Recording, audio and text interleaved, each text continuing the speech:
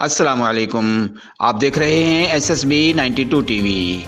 ढोल के जरिए मनादी का फन साइंसी दौर में भी मकबूल है। टाइफाइड से बचाव के टीके लगाने के लिए आगाही मुहिम के लिए यूनिसेफ ने ढोल बजाने वालों की खिदमत हासिल कर ली।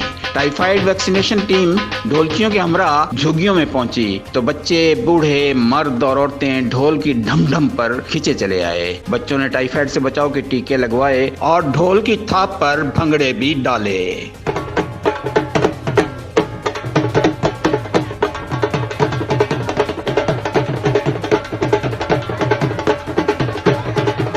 तर्जमान के मुताबिक हुकूमत पंजाब, यूनिसेफ और WHO के इश्तराक से शुरू की गई मुहिम कामयाबी की तरफ गामजन है। मुहिम के दौरान 97% टारगेट हासिल कर लिया गया है। अब तक 7,24,000 बच्चों को टाइफाइड वैक्सीनेशन के टीके लगा दिए गए हैं। 9 माह से 15 साल की उम्र तक के बच्चों को टाइफाइड के टीके लगाने की मुहिम 15 फरवरी तक जारी रहेगी। जिन दोस्तों ने अभी तक हमारे चैनल को सब्सक्राइब नहीं किया, सब्सक्राइब कर दें, लाइक कर दें और घंटी के बटन को दबा दें।